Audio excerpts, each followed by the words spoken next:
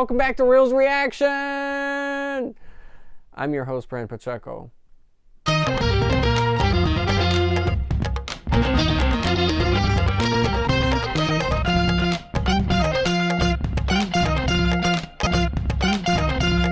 So I just finished watching Obi-Wan Part 3, and it was actually not as bad as I thought it was going to be. Everyone online was like, don't watch this. I had someone DM me and say, preserve what your love of Star Wars is, or something along those lines, and I'm like, it can't be that bad. It wasn't. I hope I don't have people hate me for this. And at this point, I really do care. If you hadn't already, please like and subscribe to my channel. I love this show. I love this episode. As the episodes go along, the show seems to be getting better. I'm sorry. And it all seems to be tracking. So I don't really have any complaints as a fan. Honestly, it's a pretty well-rounded show. If no one's watched it by now and you're a Star Wars fan, shame on you, because I don't think you're a real Star Wars fan, because this is Mandalorian stuff propped up by Return of the Jedi. Forget about it. Book of Boba Fett, forget about it. You know? Seriously.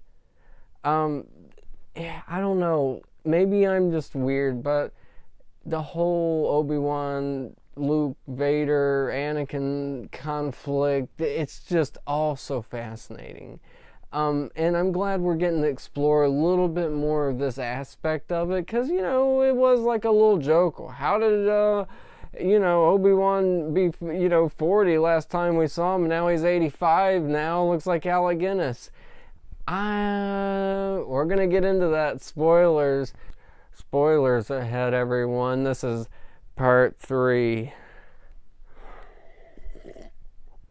Everyone got their Baka mugs ready? Alright, let's go. So this episode starts with Obi-Wan, and he connects with Vader, or I want to say Anakin. And here's I got a little gripe. Before the show starts, I got a little gripe. I thought Hayden Christensen was going to be in this, and yes, he is in this, but he's only Darth Vader's face. I mean, when he's not wearing the mask. When he's on Mustafar, the volcano planet, he's another actor guy, because I knew it when he was walking around and sitting around. And another one is the one where, spoilers again, is when he's walking around on that spice mine planet, and that's again not Hayden Christensen. So it's like, my theory in the beginning, and I'm not sure if I listed this or said this, you could use these guys, digitally de-age them, and make new scenes, like the training montages that we never really got to see, but we only got to hear about through the movies, like, oh, Anakin, that was like that one time, you da-da-da-da-da. Like, actually show it. You got the actors, show it.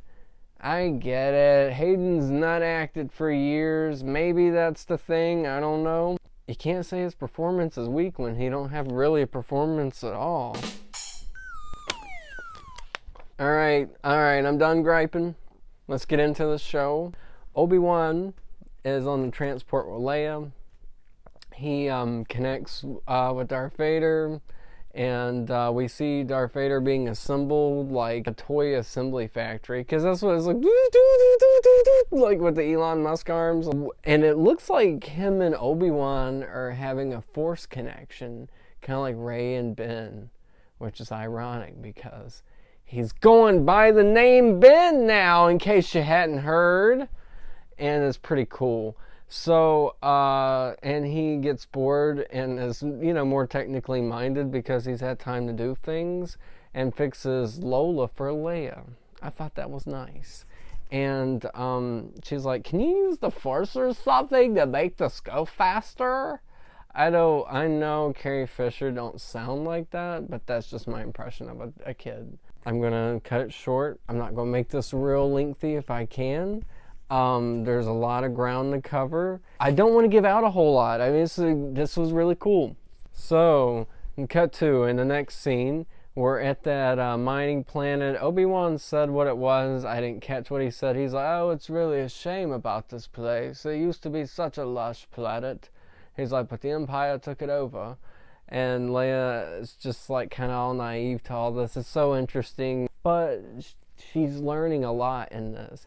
And what I want to say too about this and the importance of all this, I think, and how I said this tracks, you could like say now that scene means a little bit more. And I always thought it was a little weird as a kid, like how excited Leia was, but she never elaborated much on it. But like that little scene when Luke's like, hey, I'm Luke Skywalker, I'm here to rescue you. I've Ben Kenobi with me. And she's like, Ben Kenobi? I'm Luke Skywalker, I'm here to rescue you. You're who? I'm here to rescue you. I've got your R2 unit. I'm here with Ben Kenobi. Ben Kenobi? Where is he? Come on. So this name must have been a little significant to him, and she knows him now as Ben Kenobi. They get like this guy. It's like, hey, y'all need a ride? And I'm not doing my best Seth Rogen impression. I didn't care to look at who voiced this guy or who did this guy, but it sounded like Seth Rogen. He was like,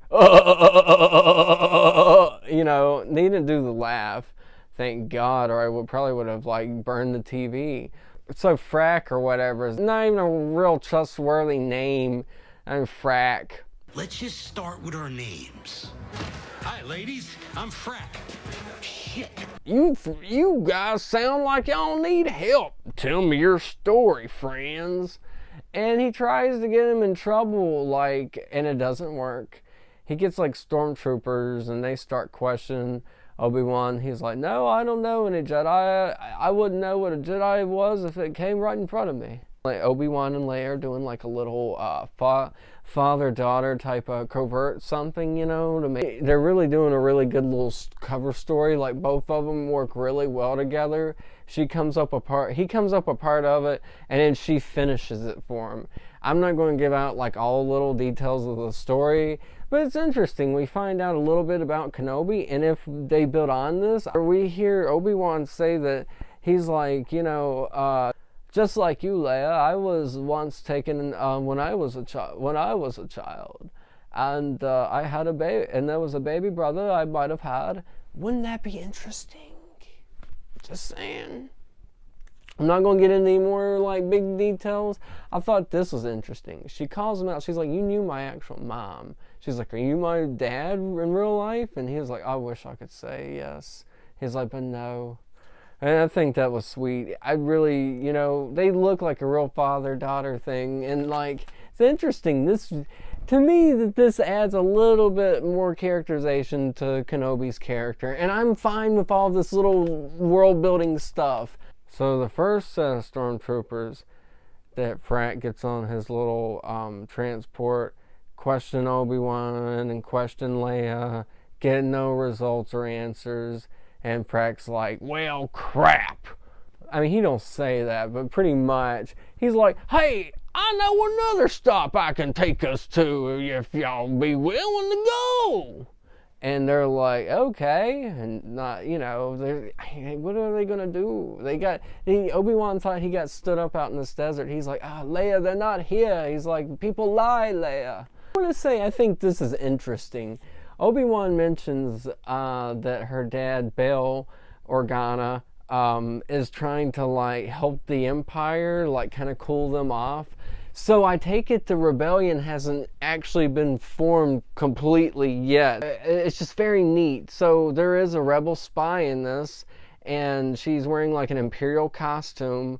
But before we see her, Frack gets them to this place where it's a bunch of stormtroopers, and he's like, hey, what's going on? I know some good people right here. Here's some stormtroopers. And he's like talking to them, and even his mouth looks like a hand, kind of.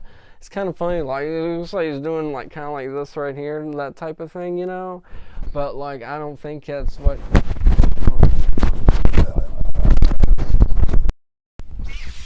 Hello there. I may not have much time. It's me, Obi-Wan. Or Ben. I only ask you do two things. Subscribe to this channel, and also keep Princess Leia safe. Thank you.